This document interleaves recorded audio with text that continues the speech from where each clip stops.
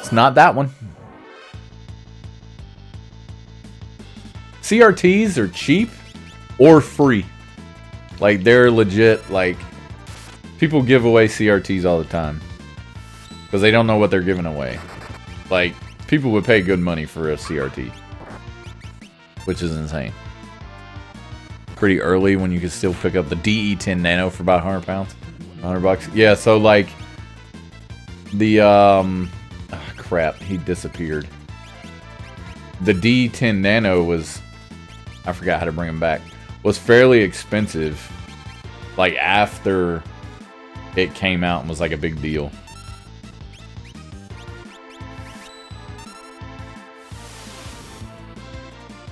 There we go. None of your TVs are any good for gaming? What kind of TVs you got? Are they just like, are they plasmas or? Nuts, I thought I had the monopoly on the stuff buried in the plaza beneath the grand stairway. Huh. Must be this. Got a whole ass tent.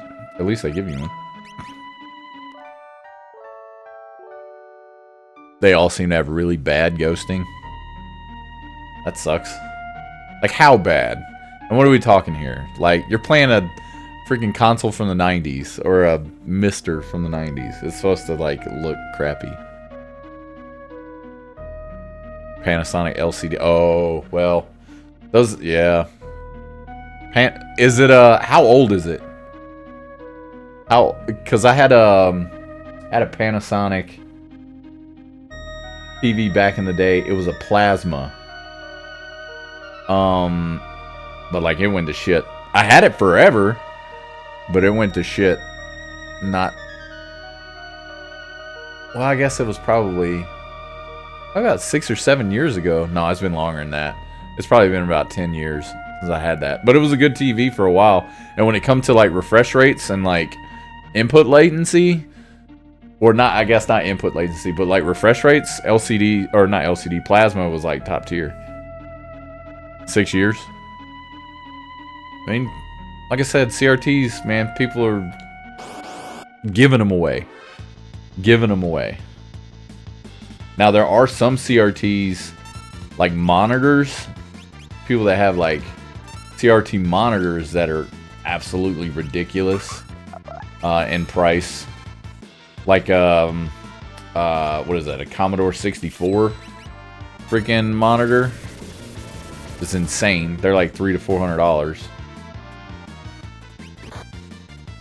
But if you can find one for cheaper, they're amazing.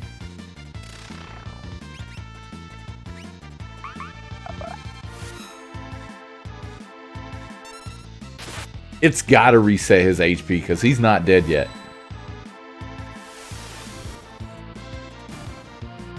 Or a bolt does an insane amount of damage. Devise the new Blitz. Mogler and Fire. Terragator level. Fire 2. Sick. Flaws in the picture quality become so much more noticeable when you have a 40-inch display. You're not wrong. You are not wrong. So I have in the house, we don't have anything insane. In our bedroom, it's a 40-inch living room and like pool table area room. It's 43 inches, both of them. My son's room's got like a 27, nothing insane. And then in here, the monitor here, I have a 32-inch monitor and then a 24-inch monitor and then like a little like 9-inch, it's a drawing tablet too, but monitor, and then the CRT. Probably been too obsessive about it.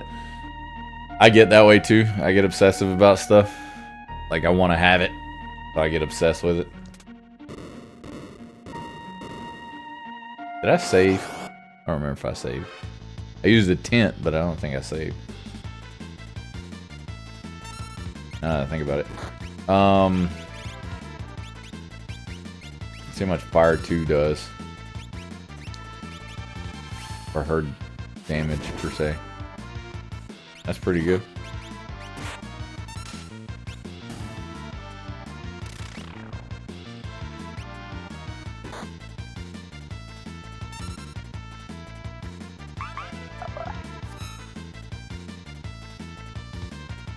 Yeah, ooh, it had to reset his HP. It had to. There's no way he's like living on 1 every time.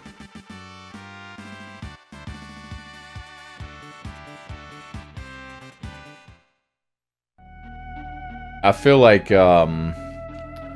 I think the biggest benefit that I've had so far, or the biggest game changer when it comes to like quality of my streams and stuff, and like being able to play games this way, is got to be that OSSC.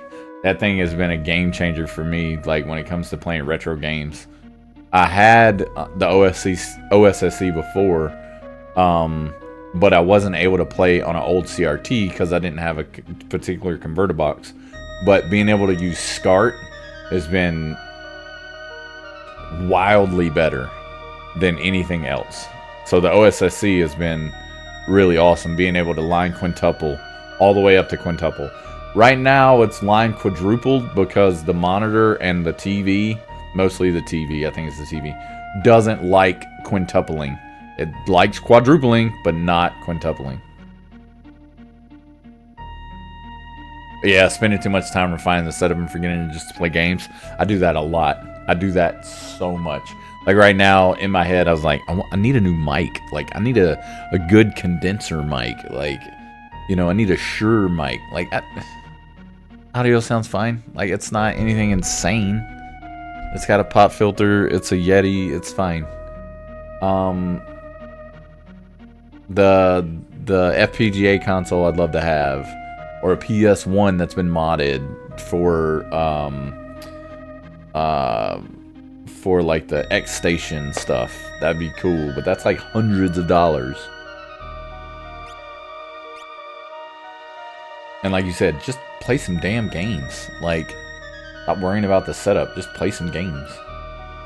And I feel like that's, like, as streamers and content creators and stuff, that's what we forget about. Like, honestly, we just forget. Just play games.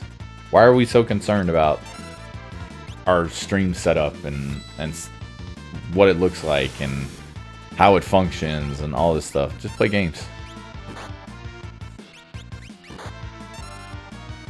But I think nowadays, people look at it and they go,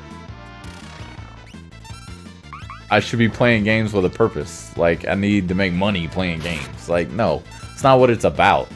Playing games is something that you do when you have nothing else to do. Like, when you're not busy. When you're just wanting to hang out and, like, not worry about anything. You just want to chill and do something. Like, that's what gaming is about. But we just forget about that. Just talking about needing a new mic yesterday. That's hilarious. What kind of mic do you have? And define need. 5-pound piece of shit from eBay. Fair enough. Fair enough. I got this one at Walmart. And it's a Yeti mic, which is a good mic. They make good stuff.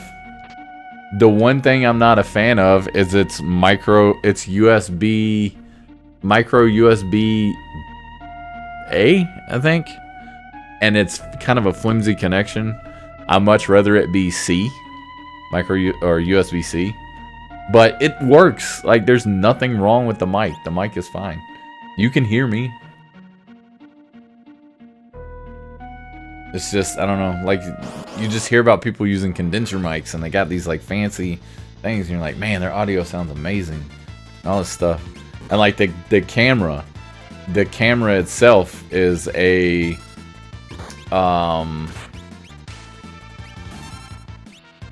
it is a Canon EOS. It's a DSLR camera.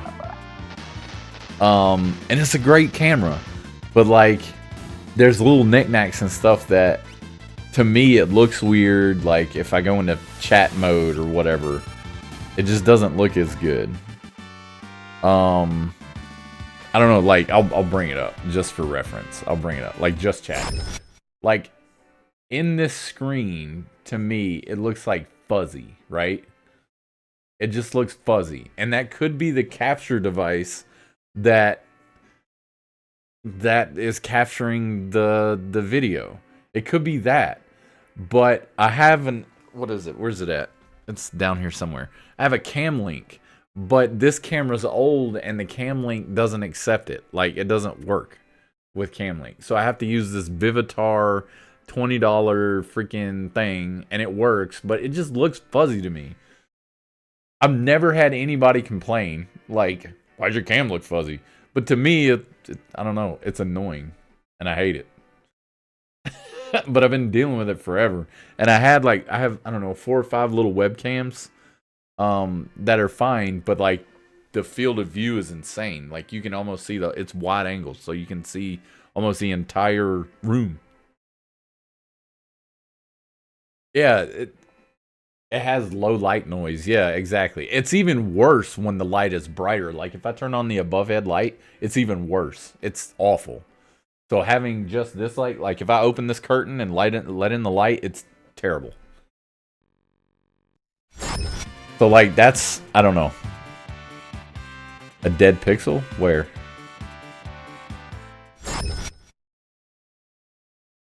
Where do you see a dead pixel? In the middle of the screen? Is that it?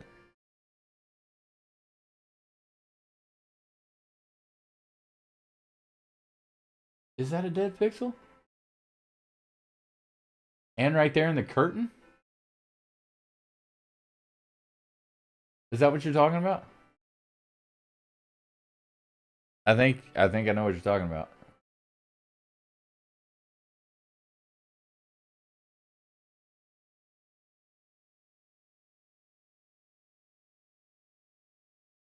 On my face. Like, is it on my ear? Like on my earlobe? Wrong ear. Is it on my earlobe? Right there?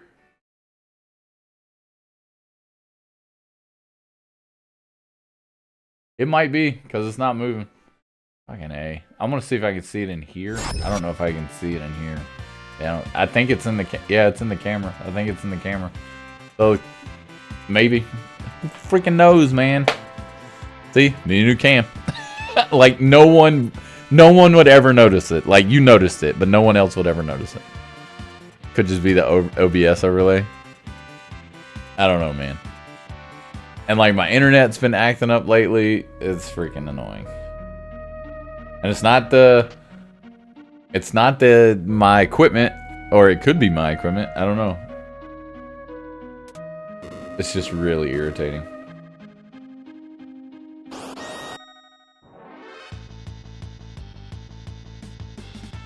No one's ever said anything before like, oh, you got a dead pixel. No one said it. But like, I don't know.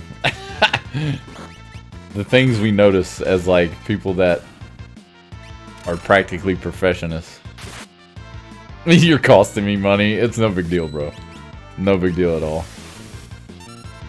Doing this in general costs money. So it's not you. It's just the nature of the beast. That does a lot of damage. Those little, what are those things running over him?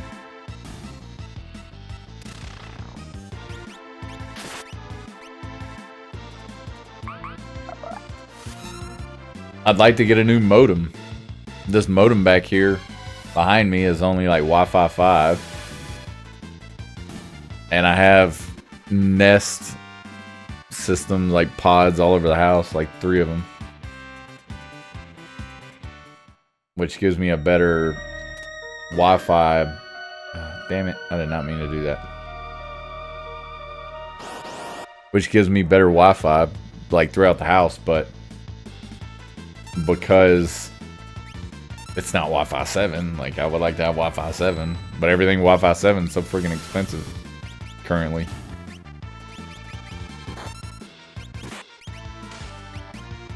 I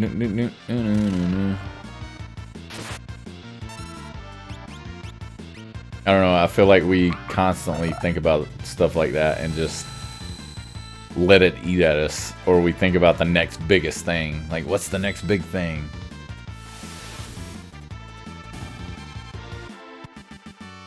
Like, there's a computer back here on the floor, this box.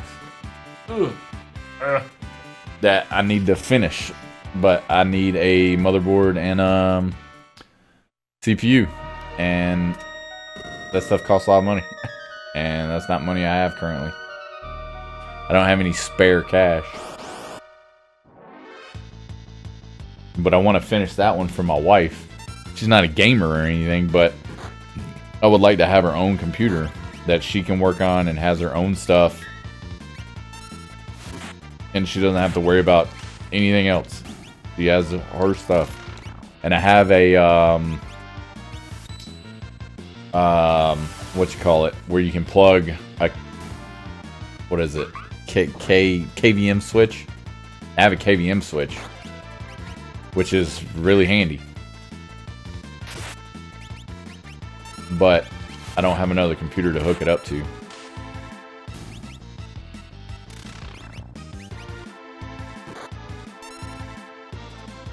I've got gigabit fiber, but I bought the wrong router, so I don't even get full speed from it. Ah, that sucks. That sucks. Can you take it back? Or is it like too late? Someone's talking to you, phone. Freaking phone's talking to me.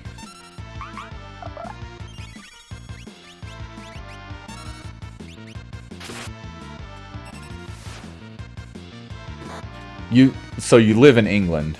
I lived in England for a year. We lived in Thatcham, which is near Newbury, I guess. I don't know where you are. I assume near London, because 90% of people that live in England live near London. But we lived there, and we had fiber internet, and it was so friggin' fast. We've never had internet that fast. And here we have cable internet, and it's fast. Like, ours is 1,000 down, but it's only like 50 some odd up, whereas like fiber is like a bajillion down and bajillion up. You live in Yorkshire. Okay, I know where that is, I think. Is that north?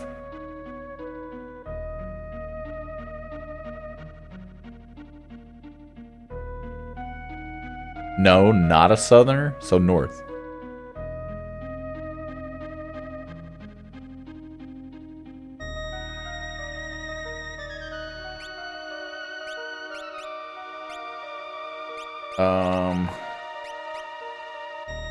Oh, that Atma weapon is sick. I'll give it to her. What else did I pick up?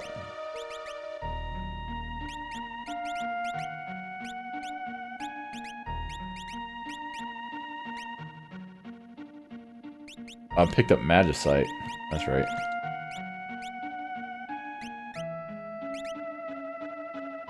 Who did I pick up? Or were they just shards? They might have just been shards or something. Item. Range.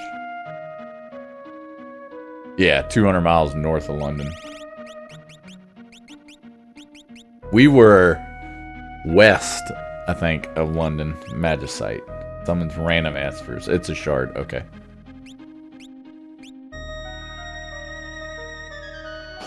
We were there a year. We liked it. It was pretty nice. A lot of people over there were super friendly. We stayed mostly out of London because London was just so busy.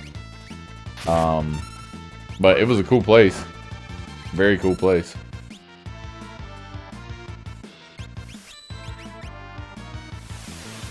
I remember there was a place in Newbury that had burgers. They were like, you go there and the guy's restaurant was like cheeseburgers, and he had like American license plates that people had brought to him during that time. So that was kind of cool to see.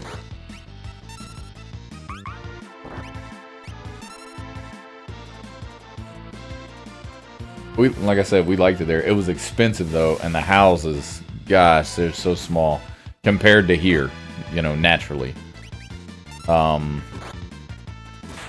The houses there Yeah, they were so tiny.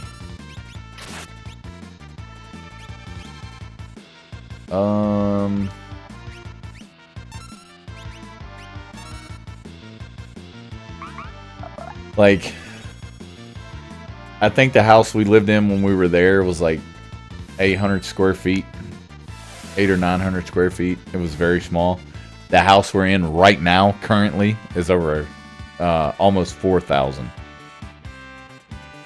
So, like, however that's measured in... Yeah, it ain't changed. I mean, if you don't have the space to build houses, then you would never build any bigger. So, like, I get it.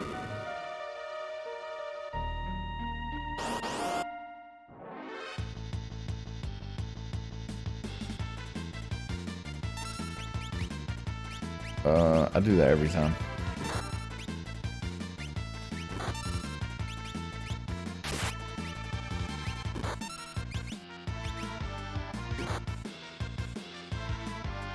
But it was fun there. We traveled to Scotland, and then we took the what is it called? The train that goes underneath the water that goes to France. We took that over there and took the ferry back because we wanted to experience both. And then we went over to France and like went to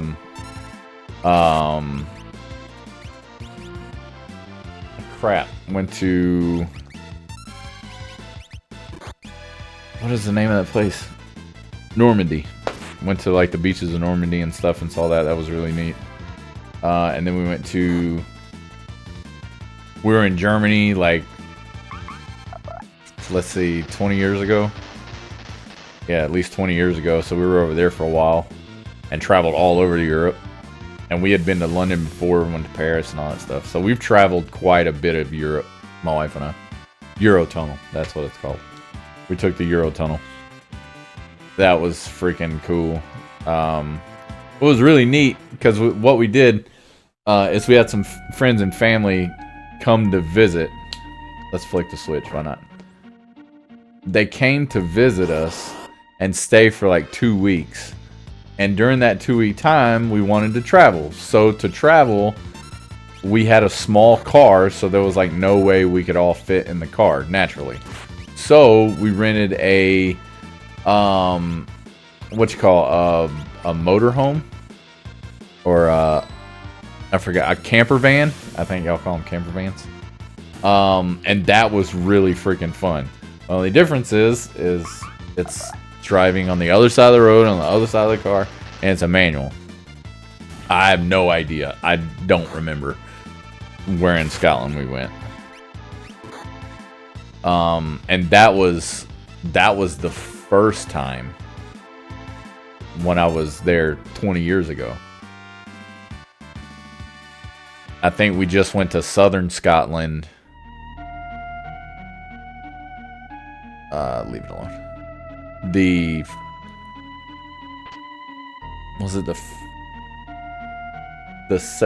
last time we were there, when we were there for a year. And then before that, when we were there like 20 years ago, we traveled a little bit more of Scotland. Or no, was it Scotland? It wasn't Scotland. It was Ireland. We went to Ireland because we went to Dublin and went to the Guinness brewery in Dublin. That was like 20 years ago. When we went, the last time we were there, when we were there a year, we went to Ireland. No, we went to Scotland, just the southern part of Scotland. That's where we went. Yep. That's what I remember. And that was fun. We enjoyed that as well. I think the scariest part was driving in, accidentally almost driving up to the freaking Eiffel Tower in a camper van. That was terrifying. That was so scary. Small pokey roads as well. It was, man. The one thing that scared me again about England is they had no shoulders. Like in America, I don't know if you've been to America before, but in America we have roads And on our road, like on the edges of our roads, there's a painted white line on the edge, and that's called the shoulder. And the shoulder is there just in case you kind of, if you swerve a little bit, you get a little bit of shoulder there to make sure that you're okay. In England, that doesn't exist. Like, there was no shoulders there on like the little side roads. I think there were on like the interstates or the highways. They had them there, but everywhere else, no shoulders. And then like coming up to certain intersections and stuff, it was where we were at. It was really hard to see like when traffic was coming because everybody's bushes and like trees were all the way out to the road. So it was really hard to see. We have that in America, but it's not as abundant because we have shoulders. So we can see out a little bit more. There's way more roundabouts in England than there are in America. But the question I have for you is why in England do they have red lights inside roundabouts? Like, I thought the red lights or the roundabouts were designed to prevent stop and go or to help with the flow of traffic, to make sure everything's good and it flows smoothly without coming to a stop all the time. Why did they put red lights in them?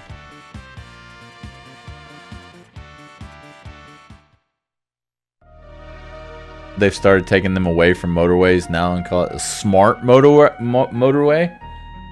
Like taking out the red lights? They should. Because that's the point of traffic circles or roundabouts.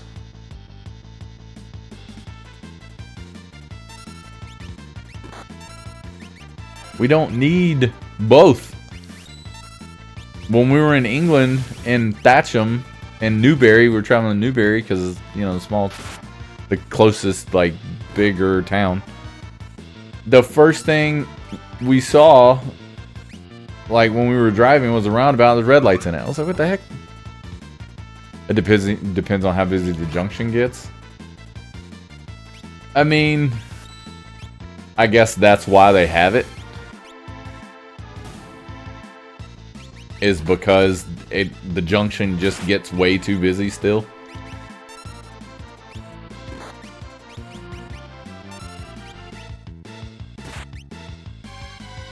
I mean, the Newbury roundabout there in the middle, it was busy. It was really busy. But there's a lot of people in England. There's a shit ton. Most of them live in London. Finally, we made it to the cave.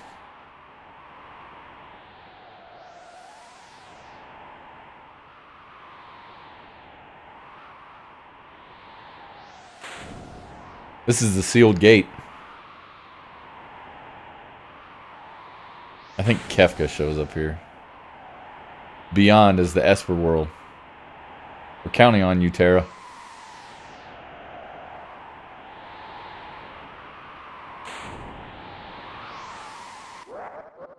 Yep, there he is. Freaking Kefka. Tara, the gate, quickly!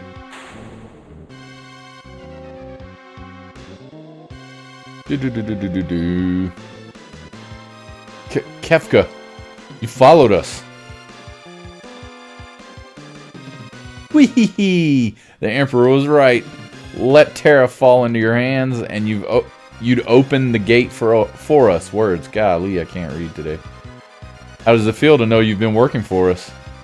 Now I fear you've outlived your usefulness. You better think again, Kefka. Oh dear. You want to fight me? This is just dreadful. Keep Kefka busy until the Tara slips through the gate.